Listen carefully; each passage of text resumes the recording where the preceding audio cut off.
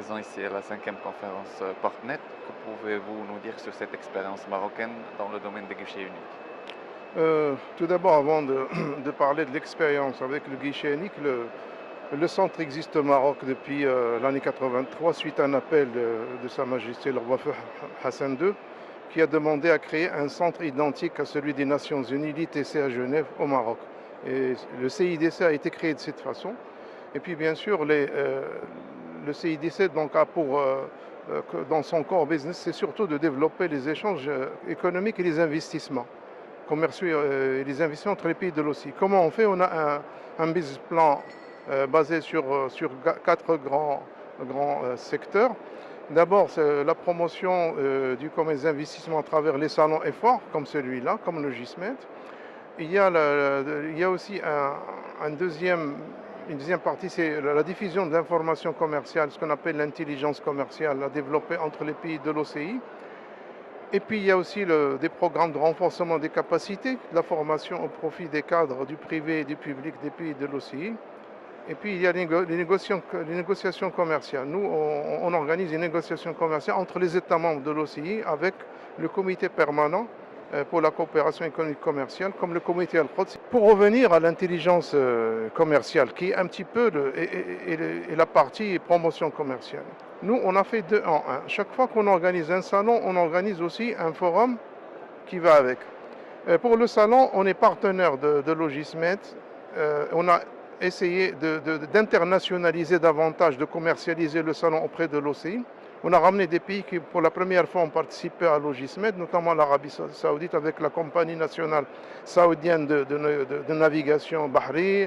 Il y a le Cameroun, il y a la Guinée, il y a le Soudan. Ce sont des pays qui sont stratégiques aussi. Il y a la Turquie aussi qui participe. Concernant le guichet unique, on a un programme conjoint. L'OCI essaie de développer un portail régional.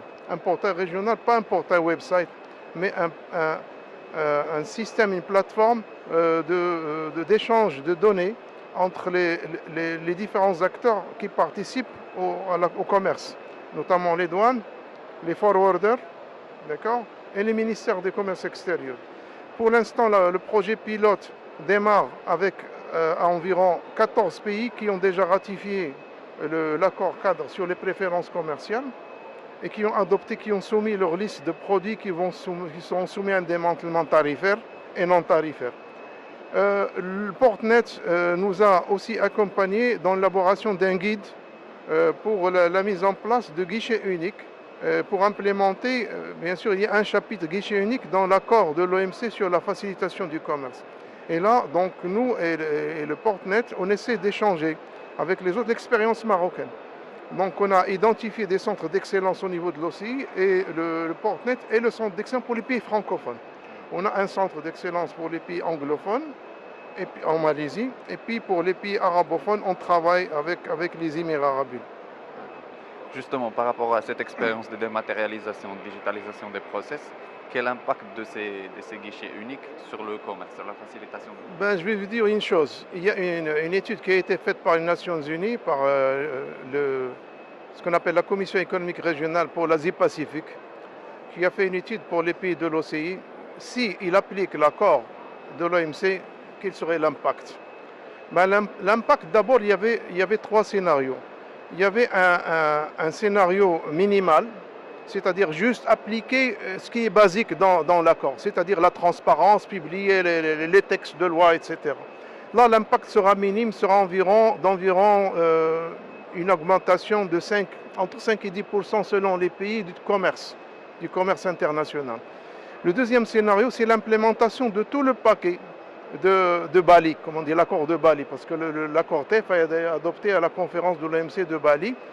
Ça va aller à 15%. Mais si on applique le paquet de Bali plus, c'est-à-dire on fait le guichet unique, et il y aura des guichets uniques, vous facilitez aussi votre guichet unique, non pas entre vos opérateurs, mais avec les voisins, avec donc ce qu'on appelle cross-border single window. Si vous faites ça, ça va augmenter votre commerce extérieur de 27%. Et j'ai un chiffre, le Maroc, rien que s'il fait la numérisation, le paperless, là, des procédures, on continue le même processus qui nous a aidé à améliorer notre position de Doing Business.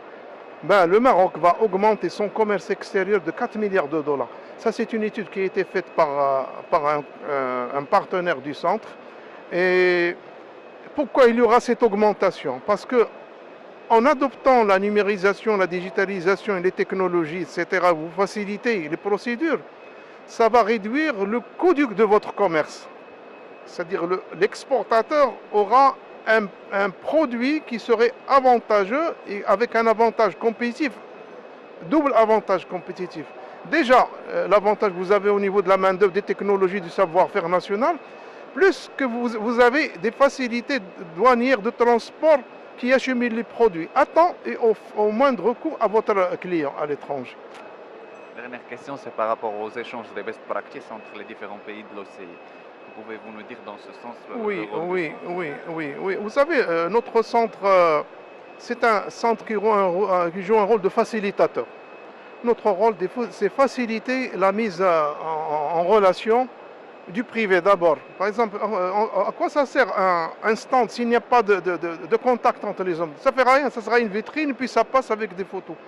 Mais l'essentiel, c'est que de sortir avec un carnet d'adresses, au moins un réseau des adresses, et dans le meilleur des cas, sortir avec un pledge, c'est-à-dire des promesses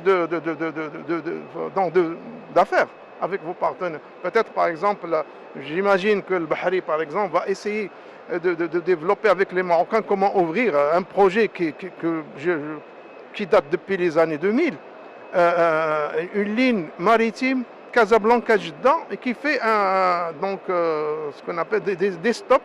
Peut-être les Tunisiens seront très peut-être heureux qu'ils fassent un stop. Et puis les Sénégalais ont parlé plutôt pas de Casa, de Dakar, Casablanca, Jeddah. Ça va désenclaver un certain nombre de pays, ça va faciliter. Donc si on sort avec des projets concrets, avec qu'on appelle takeaway, c'est ça le plus important. Et je crois l'esprit du Maroc, c'est ça. De plus en plus, la vision royale, dans toutes les organisations internationales, Sa Majesté met l'accent lorsqu'il y a un événement, qu'on soit avec quelque chose de concret.